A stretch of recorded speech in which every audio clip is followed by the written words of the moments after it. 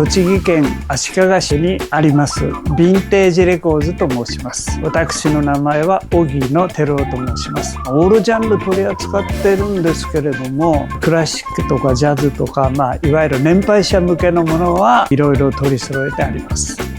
1986年10月ですから、ちょうど今年で40年。祖父がこの町で時計店を開業しまして、その時に戦前の話ですけれども、レコードも取り扱ってたんですね。うちのお店はレコード、時計、蓄音機という感じで、戦後になってレコードをやめて母がそれを引き継ぎまして、その後私が時計屋を引き継いだんですけれども、レコードが好きで時計屋の仕事は弟に任せて、私は好きなレコードを家業にして、今に至ってるわけです。これは私がつけたんじゃないんですよね。埼玉県の熊谷市にレコードランド333っていう中古レコード店があったんですよ。そのお店へ通ってたもんですから、じゃあ一緒に何かを始めるっていうことで、通信販売部門としてヴィンテージレコーズっていう名前を333の店長様がつけたんですよ。その名前で通信販売を2年ほどやりまして、実店舗を開けることになって、その名前をそっくりいただいてお店を始めたという、そういった経緯が、実際の私が店舗を始めた時にはですね、レコード333の通販の営業のほとんどは私がもう引き継いでやってたんですね。リストを作ることからお客様に配布することまで、店を始める頃は何ら問題なく自然にという、うちはさっき言ったように時計店として営業してまして、昔のそういう時計店には見習いの職工さんみたいな若い人が、うちの場合はお店も小さかったんですけど 2,3 人はいたんですよ。自分から見ると3つ4つ上のお兄さんたちがいつもラジオを聞いてたわけですよ。ザ・ヒットパレードとか。小学生の自分が学校から帰ってくるとそういう音楽が聞こえてくるんで、いつの間にかハマって好きになったっていう感じで、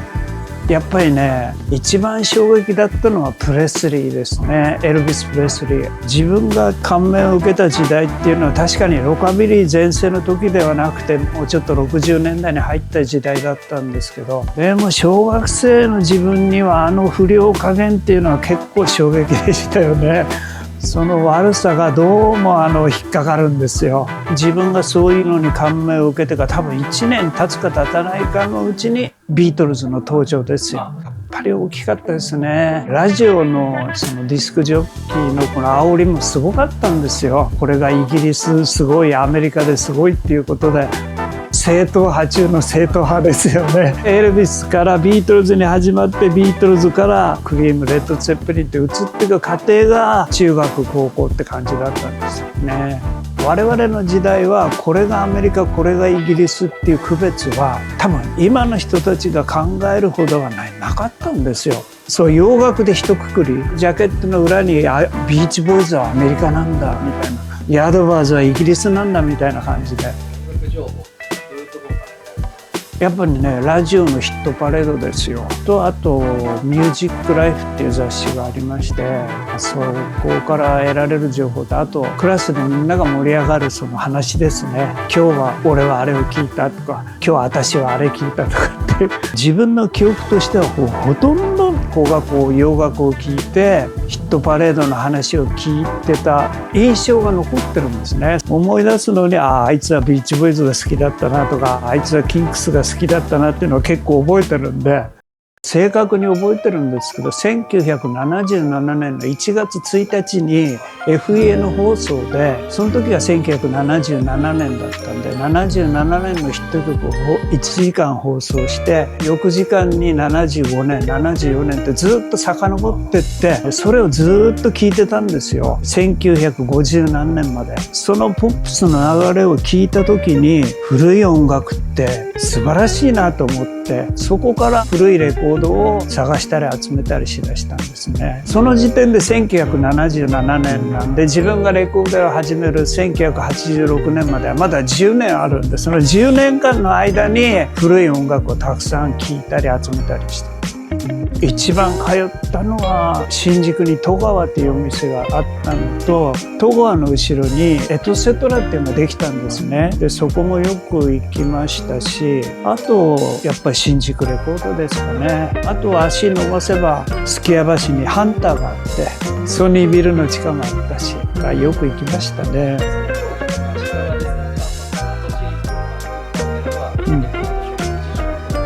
普通のレコード店は何軒もありましたけれど、中古レコードとして置いてあったのは高崎にあるウグイス堂っていうのが古いんですけど、そこだけだと思いますよ。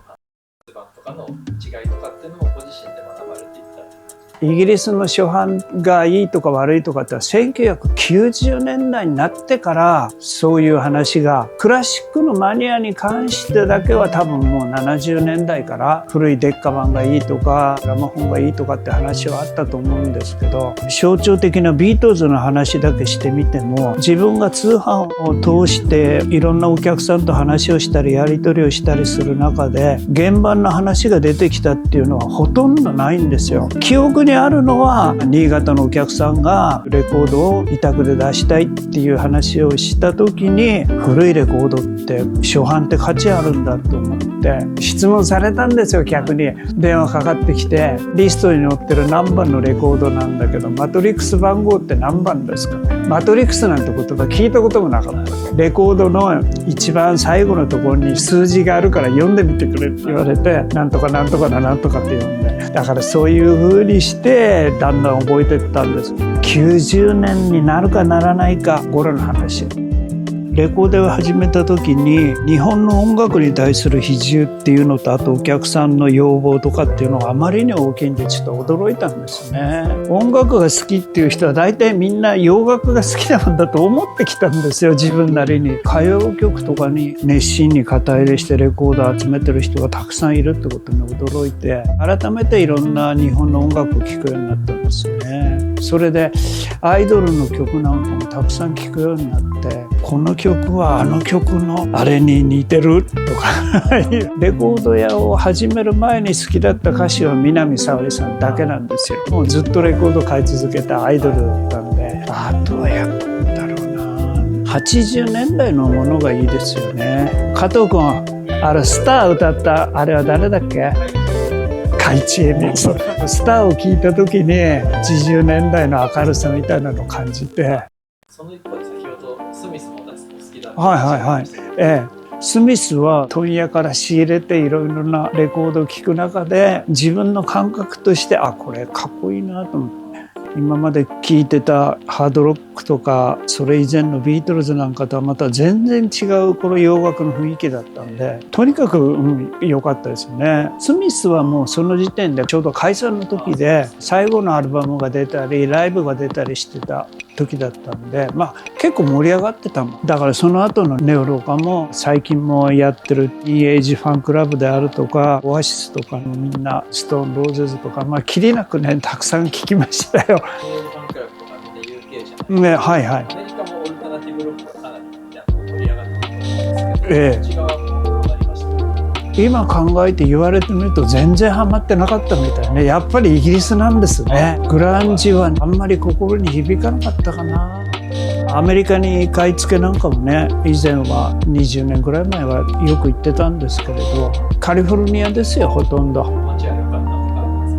ベンチャーズにホイッチャー通りでゴーゴーっていう曲があるんですよ。ウィッティアっていう読むらしいんですよね。それを初めて知った時はなんで俺がホイッチャーになるんかなと思って、そこの街がねすごく印象に残って、あとラスベガスですねでも遠かったロスからでも 6,7 時間は優にかかりますよね。だから一泊して帰ってくると、例えば15日予定で待ってたりすると3日ぐらい潰れちゃうから、もう行けないなと思って年一くらいで行かれてたんですか？いやもっと行ってましたよ。集中的に行ったのは頃は、年に3回か4回ぐらい。バブルが弾けたって言われた後でしたけど、頃はまだ売れてたんですよ。ネット通販が今ほど盛んじゃないから田舎に行くとね安く買いました。危ない目にも結構ありました。ロス暴動っていうのがあった時期だったんですよ。やけにこの街燃えかすみたいなのがいっぱい残ってたなと思って。ロスに住んでる日本人の方がいらっしゃって、その方に話をしたところ、そんなところへ行ったらもう大変な目に遭うからそこは行くんじゃないよって後から言われたんです。多分2005年ぐらいにはもう行ってなかったと思うんですね。年もありますからね、恥ずかしい話。何日もねモテルで一人でいるわけですから、結構ね疲れがひどいんで、それにやっぱり売れなくなってきたって言いますかね。あと一番多いのは全国に通販でリストを送ってましたから、会員方の放出が一番この店のメインになってました。織物とかで古い歴史があると思うんですけど、先代の頃からその町って相当な盛り上がりだったんですか？想像ですけれどもね、旗屋は結構儲かって若旦那衆っていうんでしたっけ、そういう人たちが遊んでたような名残がある街並みはいっぱい残ってますよね。だからああいう踊りのレコード売れたんじゃないですか。そこに国宝になった万那寺っていうのがあるんですけど、周辺ちょっと西側に行った方に歓楽街とかいろいろあって、旗屋さんもたくさんありましたね。染め物もあったし。もう全盛期はとうに過ぎてたけど少し残ってましたね。そこに渡良瀬川っていう川があるんですけれども、あそこで染めた生地ですか、あれを川で洗う風景よく覚えてますよ。県北とか群馬県とかからたくさんこの町には働きに来てた女工さんがいて、それが文化的にどういう関係があるか分かんないけど、印象としてはそういう人たちがたくさんいたなっていう。足利は気道楽って言われたんですよね。おしゃれな人多かったですよね。店を始めた頃はやっぱりピシッとしてね、たまにはネクタイかなんかしてスーツ着てレコード買いに来る若い子なんかも結構いたりして。足利は割とロカビリーそうですね、サークルみたいなのもあってロカビリーは盛んでしたね。足利からねファイブティアドロップスっていうちょっとネオロカにチェッカーズを混ざったようなグループがデビューして、それは結構人気博したんで、そういうのもありますかね。今はもうさすが少なくなりましたけどね。娘さんもお店に働いている？そうですね、だから半分ネイルの仕事やってるんで、半分っていうか3分の2は自分の仕事をやって、空いた時間にお店を手伝ってくれてるって感じですかね。レコード屋で生まれた娘なんで音楽は好きですよね。娘は平均的にいろんなものが見れるんでいいなと思ってるんですよ。凝り固まんないでどんなジャンルのもんでも、専門家から見てないレコードに対する知識とか考え方とかっていうのが逆にすごく参考になりますよね。私はビートルズを聴いても何も感じないけどビーチボーイズは好きなんだよって言うんですよ。ちょっと分かんないなって思うんですけど、そういう感覚もありなんかなっていう。専門的な知識を持ってレコードに接するんじゃなくて、そういう知識がなくてもどうやってレコードを売っていけるかっていうことを考えられればいいなと。そうなんですよ。なかなかねいい仕事してくれてておかげさまでお客さんを呼んでくれてるんですけれども、こっちがよくわかんないから戸惑うこともありますよ。今はもう3分の2ぐらいインスタで来てくれるかな。じゃあこれからヴィンテージレコードさんショップツアーをお願いします。よろしくお願いします。娘さんのアンナさんにもご一緒いただいてよろしくおはい、願いします。お願いします。じゃあどうぞ。じゃあはい。正面が、まず皆さんここ見る感じですか。インスタのパタパタが終わったらここに。ジャンルが和物とサントラとクラシック。ソウルの新入歌とサントラ、ジャズとロック&ポップスです。ここに気になるオールドディスクが飾ってありますが、これはかなり以前に入手したレプリカだと思うんですけれど、飾りにダブルファンタジー。ダブルファンタジー。ジャズは売れ筋です。あと下は和ジャズになってます。最終的にギターのコレクションが。そうです。これはご自身に惹かれてるやつですか。そうです。ジャズマスター、テレキャスター。これはポール・リード・スミス。こちらにリッケンバッカー。グランジからサンタナまで行けちゃう。そうですね。まさにその通りです。販売されているものよろしいでしょうか。はい。ディスキートとかひときわ個人的には目立ちますけど、この辺のワイヤー。そうです。ワイヤーの UK オリジナルです。ここの辺の在庫がちゃんとあるっていうところがただならぬ品揃え。いえいえいえ、たまたまです。時計屋をやってた頃の名残です。古いものしかありませんけど。これは私が時計の学校行ってる時の。ご自身の昔の写真ですか？そうです。私がこれがそりの修正機と、ちょっと汚れてますけど大活躍の洗浄機です。ほとんど洗ってます、娘が。歌謡曲のシングルコーナーですね。下は歌詞別になってます。クラシック、そうですね。結構クラシックは充実してるんですけど、こちらは年配者向きの歌謡曲で、こちらは少し若向きの歌謡曲。下はグループサウンズとか、いわゆるロックと呼ばれるジャンルですね。悲しいけどパンクこれだけしかない。レゲエもやってないって言ってこれしかない。置いてあるレコードの質とか種類もそうなんですけど、やっぱり60代70代の人が中心で若い人は少ないんですよ。今日はたまたま若いお客さんはね何人かねなってますけど、まず来てあそこに座ってお茶を飲んでしばらく雑談して、じゃあレコードでも少し見るかっていうタイプのお客さんが多いな。笑いますよね。そういうところありますかね。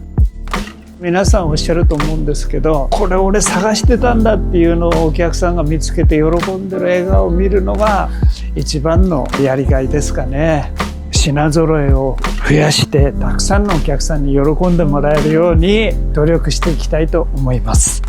いらっしゃい。部長、カバンあっち置いときな。